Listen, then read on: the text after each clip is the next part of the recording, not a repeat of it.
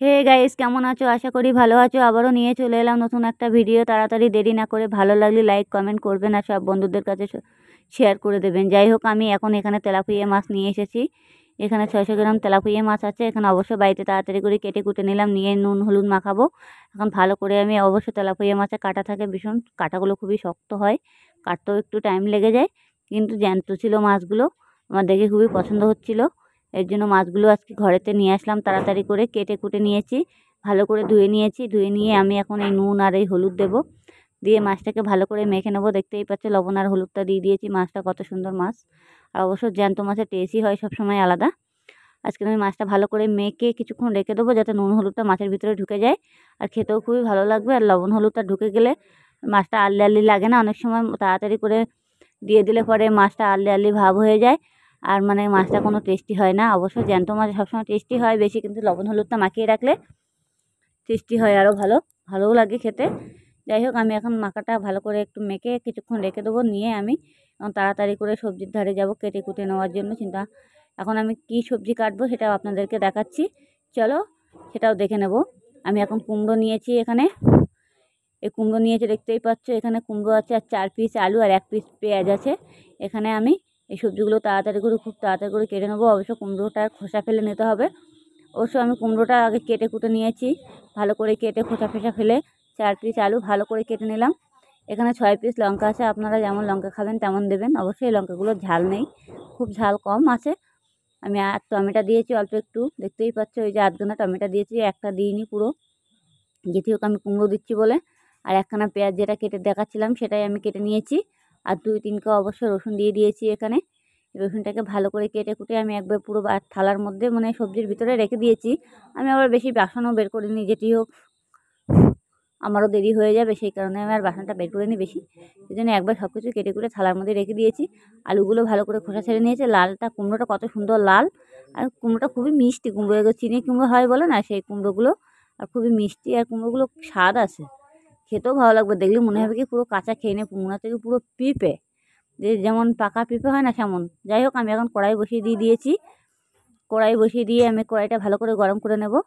গরম করে নিয়ে আমি কড়াইতে তেল দিয়ে দেবো, দেখতেই পাচ্ছ কড়াইতে তেল দিয়ে দিয়েছি। আমার কড়াইতে ধোঁয়া উঠে গেছে, দেখতেই পাচ্ছ। এবার আমি মাছগুলো ভালো করে ছেড়ে দেবো। মাথাগুলো আগে দিয়ে দিয়েছি, মাথাগুলো পুরো লাল লাল করে ভেজে নেব। যেটি হোক, তেলাপিয়া মাছ যত ভালো করে ভাজবে খেতেই খুব ভালো লাগবে। তেলাপিয়া মাছটা একটু লাল লাল করে ভাজতে হবে, তাহলে মাছটা শক্ত থাকে না, এই মাছগুলো এমনি নরম নরম হয়ে যায়। অনেক সময় বলো মাছ ভাজার কাছে সব কিছু, মাছটা যত কড়া করে ভাজা হবে তাই ভালো লাগবে। আর মানে একটু কাঁচা কাঁচা থাকলে পরে মাছটা কেমন তরকারিতে দিলে কেমন গুলে গুলে যাবে, মাছটা ভালো লাগবে না, তখন টেস্টি লাগবে না। যাই হোক, আমার 1 পিঠ ভাজা হয়ে গেছে, বেশি না কথা বাড়িয়ে। এবার আমার মাছটা 1 পিঠ ভেজে নেব, নিয়ে আমি মাছটাকে তুলে নেব ভালো করে ভেজে। অবশ্য আমার বাচ্চাটা বাড়িতে থাকলে মানে খুবই খেতে মাছ টাছ পছন্দ করে, যেটি হোক ও বাড়িতে নেই। এটাই আমার মাছটা ভাজা হয়ে গেছে। আমার মাছের যে লেজাগুলো ছিল সেটাও আমি দিয়ে দিয়েছি, এটাও আমি ভালো করে ভেজে নেবো লাল লাল করে। দেখতেই পাচ্ছি 1 পিঠ আমার হয়েও গেছে অলরেডি। এটাকে আমি উল্টে দিয়ে দেবো এখন মাছটা আমি উল্টে দিয়ে দিয়েছি। দেখতেই পাচ্ছ কত সুন্দর লাল লাল করে ভেজে নিয়েছি। এভাবেও আমি মাছটা পুরোটাই তুলে নেব। এখন এক এক করে মাছটা তুলে নেবো আমি, সেটাও দেখাচ্ছি। দেখো কত সুন্দর মাছটা পুরো মানে শক্ত শক্ত হয়েছে। এই দেখো পুরো লাল লাল করে ভেজে নিয়েছি মাছটা, পুরো লাল লাল হয়ে গেছে ভাজা। আমি এক এক করে তুলে নিয়েছি মাছগুলো। নিয়ে আমি তেলের ওপরে মাছগুলো তুলে নিয়ে আমি এখন তেলের ওপরে ফোড়ন দেবো, সম্ফোড়ন দেবো। দেখতেই পাচ্ছ মাছগুলো আছে বারবার ছিলিস কাটে খুঁটি থেকে। অবশ্যই দেখো কত সুন্দর লাল লাল করে ভেজে নিয়েছি। এবার নিয়ে আমি এর মধ্যে ফোড়ন দিয়ে দেবো।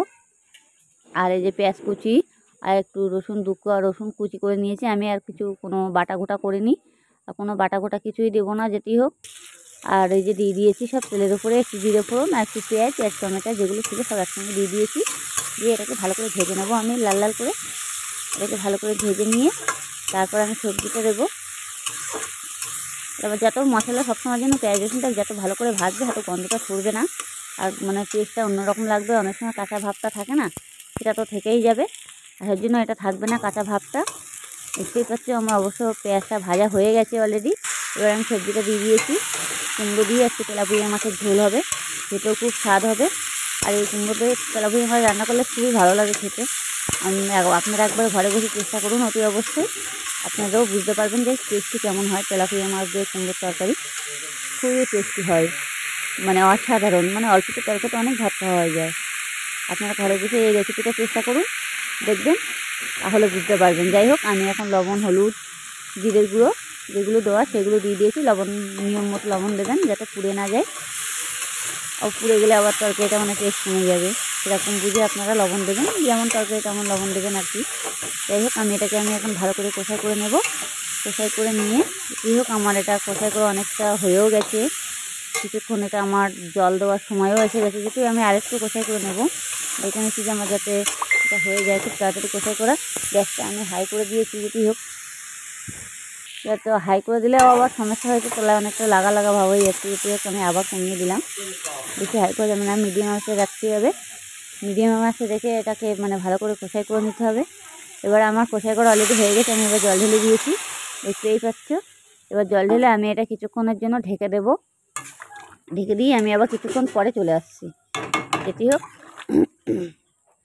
ভালো করে নাড়াচাড়া দিয়ে এটাকে আমি ঢাকা ঢুকে দিয়ে আমি কিছুক্ষণ পরে আবার চলে আসছি। তরকারিটা ফুটে উঠুক ততক্ষণে। দেখতেই পাচ্ছি আমার তরকারিটা অলরেডি ফুটে ওঠার মতন হয়েও গেছে। আমার যে বাকি মাছগুলো ভাজা ছিল সেই পাত্রে রেখে দিয়েছি গামলির মধ্যে।